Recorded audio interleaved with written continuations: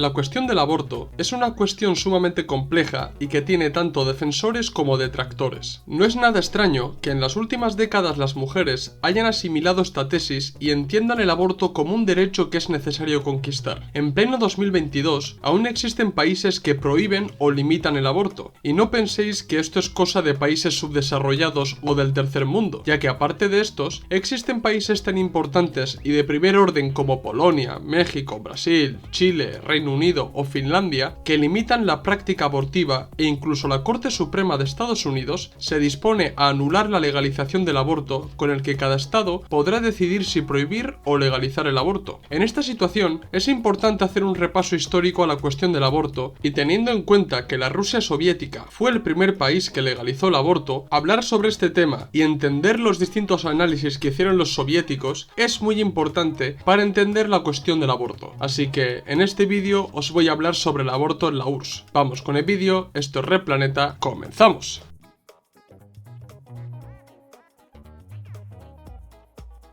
Como he dicho en la introducción de este vídeo, la cuestión del aborto es un tema muy controvertido y que genera enormes discusiones políticas y sociológicas. Es común ver en el ideario de los izquierdistas, los socialdemócratas y feministas la legalización del aborto, y en el otro sentido, la prohibición del aborto entre los sectores derechistas y conservadores. Las discusiones respecto a este tema se polarizan enormemente, y es difícil discernir y sacar conclusiones objetivas y materiales. Por esta misma razón, la cuestión del aborto en la Unión Soviética voy a tratarlo de la manera más objetiva posible, explicando por qué se legalizó el aborto, cuál fue la razón para prohibirlo años después y qué motivos empujaron al gobierno soviético a legalizarlo nuevamente en los años 50. Debido a la politización de este tema, quiero advertir que voy a exponer los hechos tal y como fueron, y hablaré de los argumentos que dieron los soviéticos, pero aclaro que yo mismo puedo discrepar de algunas de las razones que dieron los soviéticos, por lo que absteneros de tergiversar lo que digo o de achacarme a mí los argumentos que dieron años atrás los políticos soviéticos. Pues, explicado esto, entro de lleno con el tema.